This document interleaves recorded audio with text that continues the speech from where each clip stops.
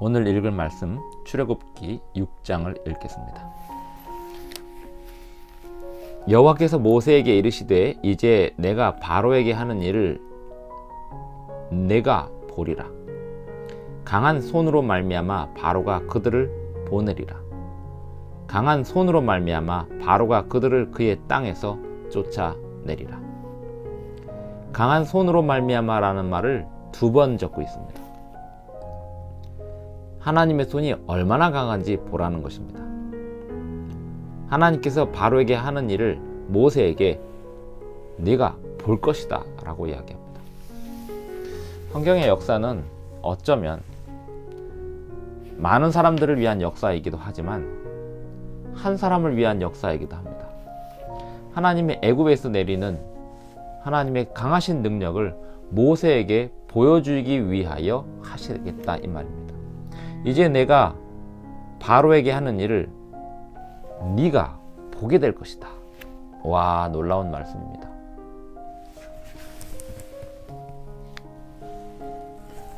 하나님이 오늘날 교회에 행하시는 일들, 하나님이 오늘날 세상에서 벌이시는 일들을 때로는 한 개인에게 보여주십니다. 그것을 보는 개인들은 감격할 수밖에 없습니다.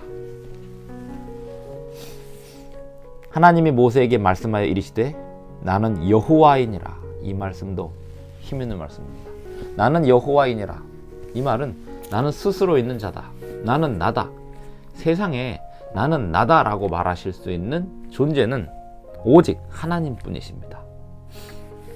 내가 아브라함과 이삭과 야곱에게 전능의 하나님으로 나타났으나 나의 이름을 여호와로는 그들에게 알리지 아니하였고, 여기 이 말씀 안에는 아브라함과 이삭과 야곱에게 전능의 하나님으로 나타났으나 이 말은 대를 이어서, 사람은 죽지만 하나님은 살아계셔서 대를 이어서 당신의 전능하심을 나타내시는 분이시다는 뜻도 있고요. 그들에게 나의 이름을 여호와로는 그들에게 알리지 아니하였고 라는 말은 그들이 하나님의 능력을 보기는 했지만 이번만큼 크게 보지는 못했다, 이런 뜻입니다. 가나안 땅 곧 그들이 거류하는 땅을 그들에게 주기로 그들과 언약하였더니 이제 애굽 사람이 종으로 삼은 이스라엘 자손의 신음소리를 내가 듣고 나의 언약을 기억하노라. 그러므로 이스라엘 자손에게 말하기를 나는 여호와라. 내가 애굽 사람의 무거운 짐 밑에서 너희를 빼내며 그들의 노역에서 너희를 건지며 편팔과 여러 큰 심판들로서 너희를 속량하여. 강한 손으로 말미암아가 6장 1절에서 2번 반복이 됐는데요. 여기서 편팔과 여러 큰 심판들로서 너희를 건져낼 것이다. 예수님의 손을 기억하라는 것입니다. 예수님의 강하신 팔을 기억하라는 것입니다.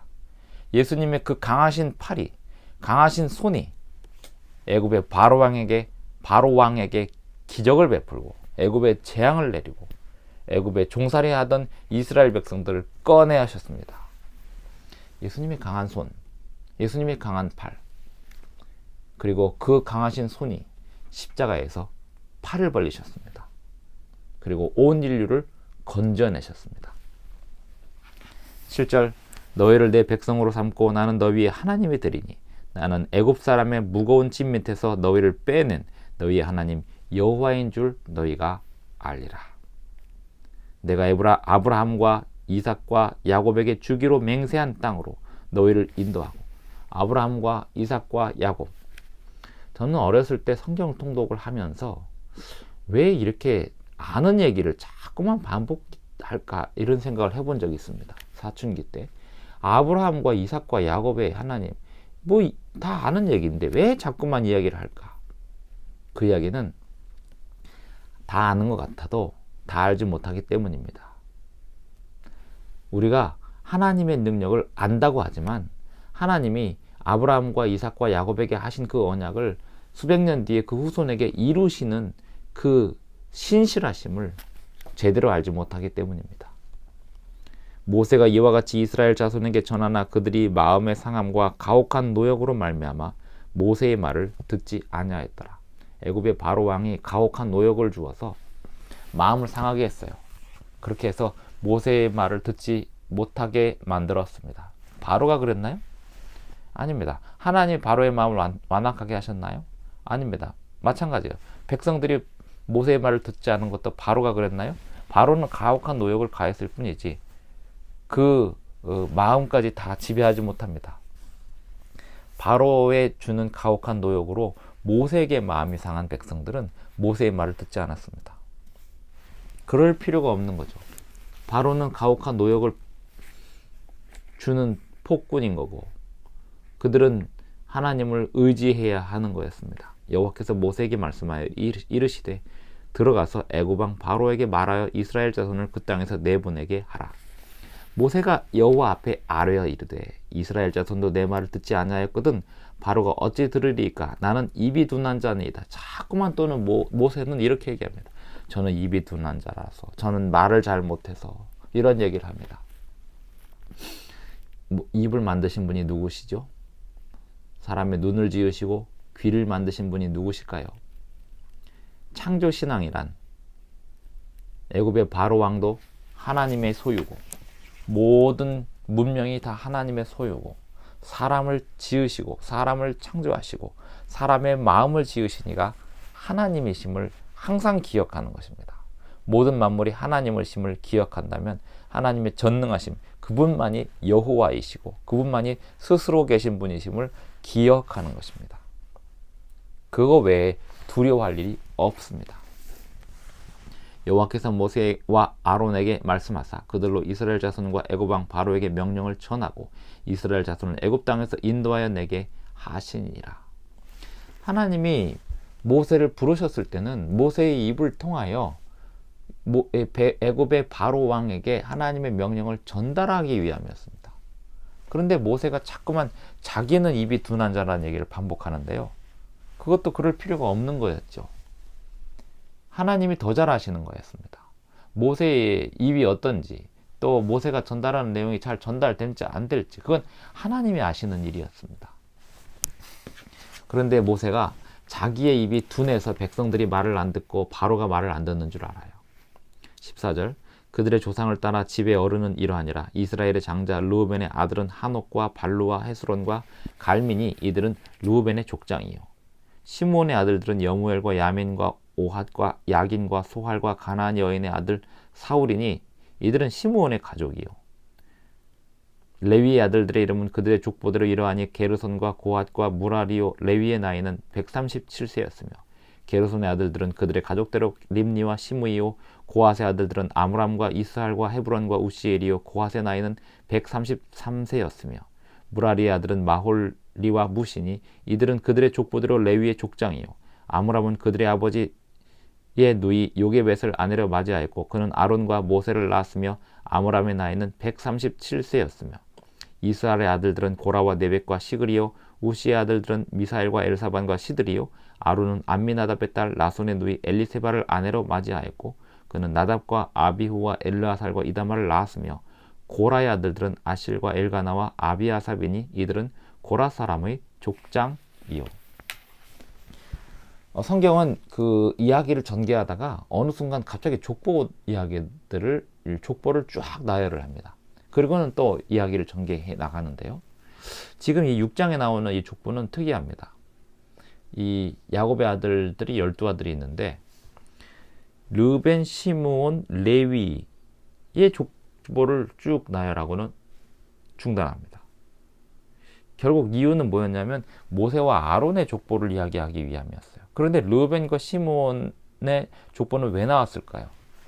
추측하건대 르벤이 장자고 시므온이 차자인데 어떻게 해서 레위의 집안에서 그 제사장 직분이 나오게 되었을까? 이 이야기를 살짝 언급하는 것 같습니다.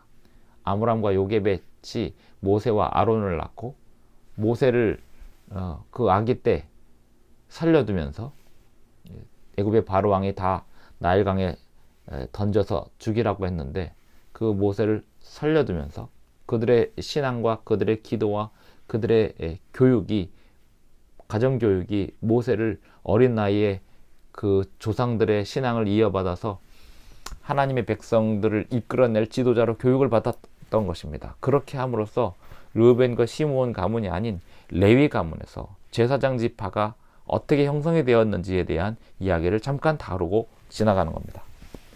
25절 아론의 아들, 결국 한 가문을 일으킬 수 있는 힘은 부부의 힘이었어요. 모세와 아론의 부모가 그 모세와 아론을 낳고 양육했던 그 힘이 그 레위 지파 전체의 영광이 되었습니다. 25절 아론의 아들 엘르아살은 부디엘의 딸 중에서 아내를 맞이하였고 그는 비느하스를 낳았으니 이들은 레위 사람의 조상을 따라 가족의 어른들이라. 출애굽기, 레위기, 민수기, 신명기 앞으로 계속해서 등장할 모세와 아론, 그리고 나중에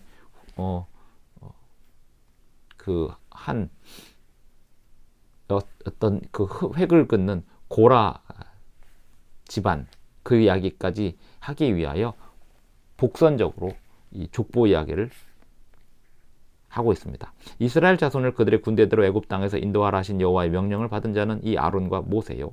애굽 왕 바로에게 이스라엘 자손을 애굽에서 내보내라 말한 사람도 이 모세와 아론이었더라. 가문의 영광이죠. 모세와 아론 가문이 영광을 얻은 것입니다. 사실 성경에서는 가문의 영광을 누리는 사람들이 이 세상에서 사람들이 누리는 그 가문의 영광이 아닙니다. 모세와 아론은 40년 동안 이스라엘 백성들의 불평을 들으며 살았어요. 그게 가문의 영광이에요.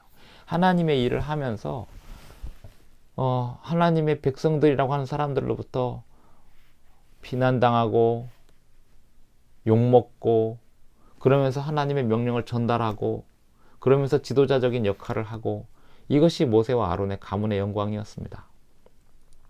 하나님의 명령을 받은 모세, 자기는 입이 둔한 자라고 계속 주장하지만 하나님은 그 모세를 통해서, 그리고 아론을 통해서 하나님의 일을 해 나가십니다.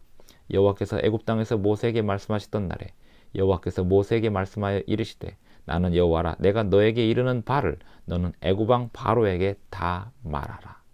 모세가 여호와 앞에서 아뢰되 나는 입이 둔한 자여니 바로가 어찌 나의 말을 들으리까. 이야기도 자꾸 반복이 돼요. 나는 입이 둔한 자예요. 많은 사람들이 저는 말을 잘 못해서 이렇게 얘기합니다. 장사를 하는 사람이든 사업을 하는 사람이든 또 일을 하는 사람이든 또 하나님의 일을 하는 사람이든 누구든 어떤 일이 맡겨지면 나는 말을 잘 못해서. 세상에 말을 잘하는 사람이 어디 있을까요? 말을 잘하는 사람은 사기치는 사람들이 말을 잘하죠. 말을 잘하는 사람이 사기치는 사람이란 뜻이 아니라 누군가에게 거짓말을 하기 위해서 말을 만들어내는 사람들이 잘하죠. 하지만 정직한 사람들은 말을 잘하는 사람들이 아니고 하나님이 자기에게 주시는 정직을 사람들에게 표현해내는 사람들입니다. 하나님이 자기에게 주시는 기별을 있는 그대로 전달하는 사람들입니다. 말을 잘한다는 것은 하나님의 말씀을 전한다라고 하는 것입니다. 그런데 그것은 본인의 능력이 아닙니다. 하나님이 주시는 창조의 능력으로 하는 것입니다. 모세는 제가 입이 둔한 자요니 라는 말을 여러 번 반복했지만 그는 그의 사역을 평생에 성공적으로 마쳤습니다. 40세의 애굽의 왕자로서 자기가 힘으로 해낼 줄 알았지만 이를 그르쳤고 40년 동안 광야에 살면서 장인 이드로의 양떼를 치면서 애굽에서 받았던 그 훌륭한 지식들을 다 내려놓았고 이제는 자기가 말도 잘 못한다고 고백할 때쯤 하나님께서 그를 부르셨지만 그 후로 40년을 위대한 지도자로 살았습니다. 하나님은 오늘도 나이에 불문하지 않고 장소에 국한하지 않고 그 사람의 능력에 제한받지 않으시며 하나님의 능력으로 하나님이 원하시는 사람을 부르시고 이렇게 말씀하십니다. 내가 세상에 베푸는 일을 네 눈으로 볼 것이다.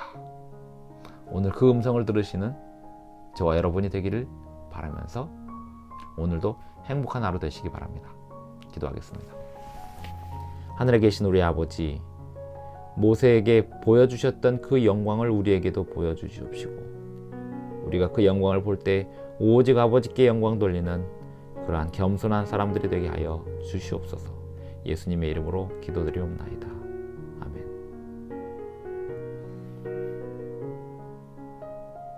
오늘도 행복한 하루 되시고 안식일 잘 준비하시는 하루 되십시오. 감사합니다. 끝까지 시청해 주셔서 대단히 감사합니다.